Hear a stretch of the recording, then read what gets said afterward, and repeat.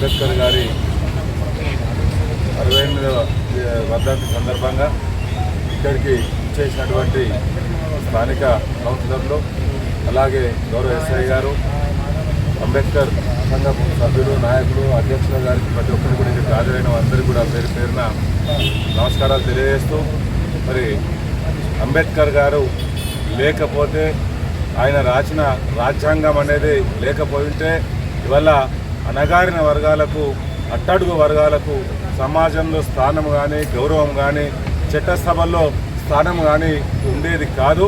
మరి ఆయన రాసిన రాజ్యాంగమే ఇవాళ ఈ దేశాన్ని, ఆయన రాసినటువంటి కాన్స్టిట్యున్సీ, వివిధ కాన్స్టిట్యున్సీలో మరి ఈ దేశ రాజకీయాలు కానీ, సమాజం కానీ నడుస్తూ ఉంది.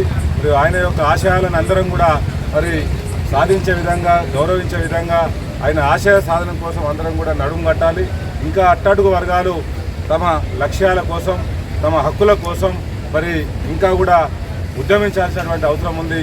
ఎందుకంటే రాజ్యాంగంలో ప్రతి పౌరునికి తన హక్కును ఎలా వినియోగించుకోవాలి, తన లక్ష్యాలను ఎలా సాధించుకోవాలో స్పష్టంగా మరి రాజ్యాంగంలో రచించినటువంటి మహానేత మరి అంబేద్కర్ గారు.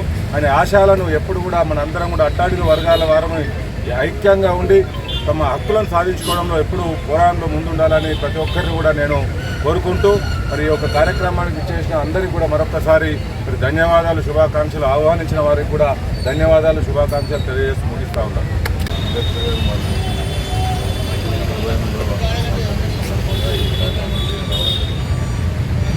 అంబేద్కర్ గారు అణగారిన వర్గాల గురించి ఎంత పోరాడారో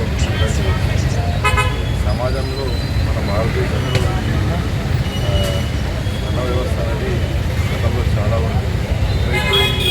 అంబేద్కర్ గారు మన రాజ్యాంగంలో మన షెడ్యూల్ క్యాస్ట్ కానీ, బ్యాక్వర్డ్ క్యాస్ట్ కానీ ఏర్పాటు చేసిన సౌకర్యాలతో సమాజంలో ప్రజెంట్ ఇది ఎస్పెషల్గా సమానత్వం మీద స్ఫూర్తితోటి మనం నడవాలని.